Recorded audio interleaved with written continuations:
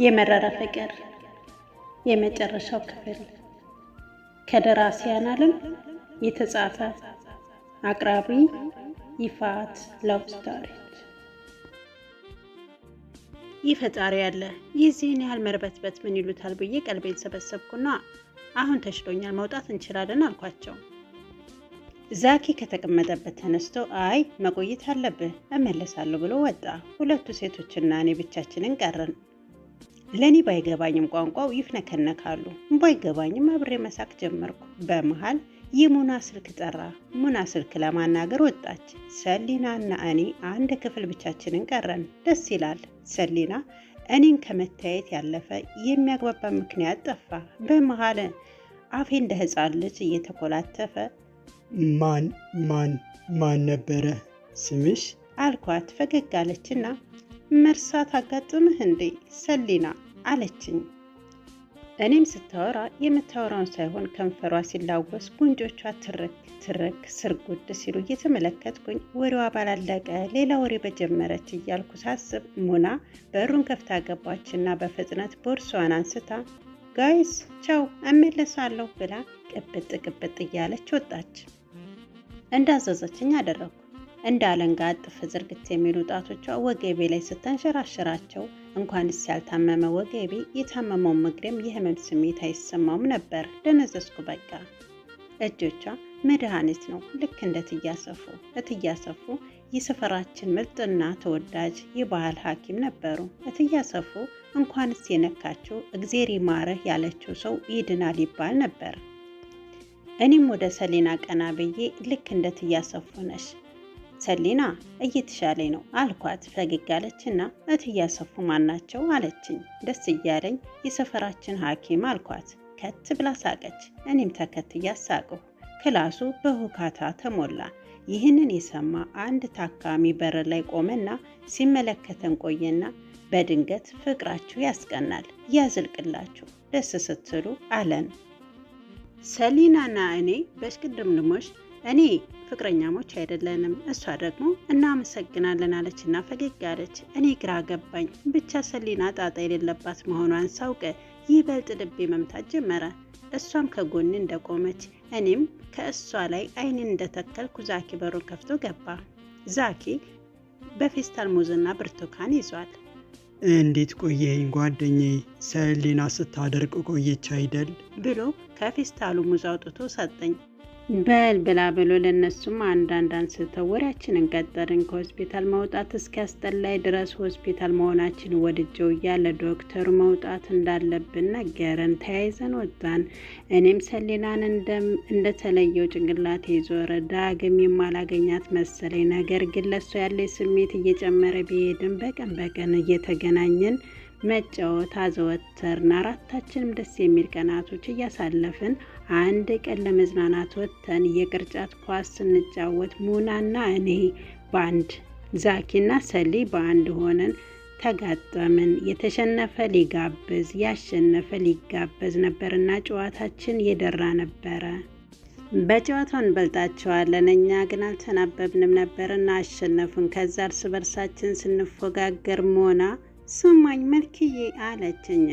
አልኳት ከንፈሯን በእጇ እየዳሰሰች። ዛኪና ሰሊኮ ስትለኝ ላስጨርሳት አልቻልኩም። ደነገጥኩኝ። ልቤ ፍርሃት ተሰማው። ቢሆንም ግን ቁርጤን ለማወቅ እሺ ዛኪና ሰሊ ምን? ፈገግ ብላ ቀልደኞች ናቸው ስትለኝ ልቤ ላይ ቀዝቃዛ ውሃ የተቸለሰበት ያልተሰማኝ። ተረጋጋሁና ወደ ዶርም ተመለስኩ። ዶርም ስደርስ ሰላም አልሰማህ አለኝ። ሰሊና ናፈቀች። ደውዬ ብቻዋን ላገኛት እንደምፈልጋት ስነግራት አላመነታችም። እሺ አለችኝና የምንገናኝበትን ቦታ እንድነግራት ጠየቀች። ሰው ከማይበዛበት ቦታ ቀጠርኳት። ከቦታው ቀድሜ እኔ ብደርስም እሷም ሳታስጠብቀኝ በቶሎ መጣች። የማወራት ጠፋብኝ። እሷም ለምን እንደፈለግኳት እንድነግራት አዋከበችኝ። እኔም ከአንደበቴ ይልቅ አይኔን ባየፈሰሰው ከንፈር እየተንቀጠቀጠ አፍ እየተኮላተፈ ያወራ ጀመር። ነገር ግን እሷም እንደኔው በፍርሃት ተዋጠችና አንገቷ ወደ መሬት ደፋች። በሁለታችን መሃል ፍጹም ዝምታ ሆነ።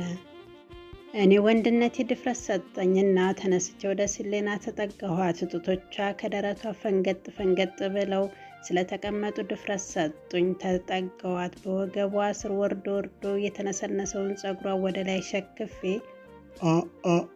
አፈቅርሻለሁ ሰሊና አልኳት። ተነስታ ተጠመጠመችብኝ። ደነገጥኩ። ፍርሃት ተሰማኝ። ተቃቀፍን። ፍርሃታችንን አስወግደን ተመለስን። በአንዴ ማሬ፣ ሆዴ፣ ፍቅሬ እየተባባልን መጠራራት ጀመርን። ፍቅራችን ደራ። ነገር ግን ለጓደኞቻችን አልነገርናቸውም ነበር። ለቫላንታይ ቀን እነግራቸዋለን ብለን እነሱም አልነቁም። የቫላንታይ ቀን ደረሰ። አራታችንም ተቀጣጠርን። ይህን የሆነው ሙና ለኔ ደውላ ስትቀጥረኝ፣ ዛኪ ደግሞ ለሰሊና ደውሎ ሙና ከቀጠረች ቦታ ሲቀጥራት ሰሊና ከኔ ጋር ነበረች። አይ ነገ የለም ነጋ።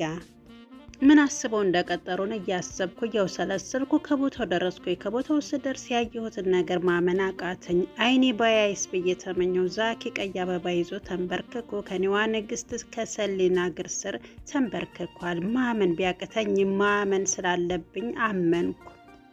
ሳላስበው ከኋላዬ ሰርፕራይዝ የኔ ፍቅር የሚል ድምፅ ተሰማኝ። በድንጋጤ ዞር ስል ሙና ነበረች። በቁም የደረቅ የቀረውኝ ወደ እኔ እየተጠጋች ከተገናኘንበት ሰዓት ጀምሮ ስላንተ ያላሰብኩባት ደቂቃ ፈልጎ ማግኘት ምንኛ ይከብዳል። አፈቅራለሁ አለችኝና ከንፈሬን ከከንፈሯ ላተመችው።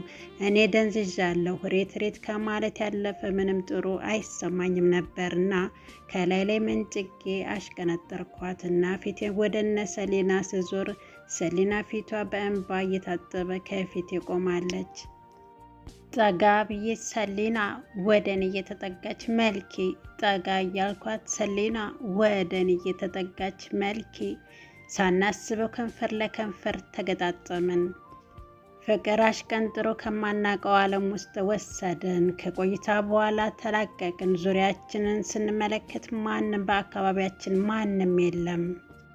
ደስተኞች ባንሆንም አብረን ወደ ሆቴል ሄድን። አልጋ ይዘን ፍቅርን ሰራን። ሰሊና ለእኔ ለመጀመሪያ ክህነቴን ያፈሰስኩባት፣ ለእሷም የመጀመሪያዋ ነኝ። ያቺ ቀን እንዲሁም መሽታ እንዲሁ ነጋች። ሲነጋይ ሰሊናን አይን ለማየት ድፍረት አጣው። ሳትሰማኝ ተነስቼ ወደ ዶርሜ ከነፍኩ። ዶርም ስገባ ዛኪን አገኘሁት። ዛኪ ሊያዋራኝ አልፈለገም።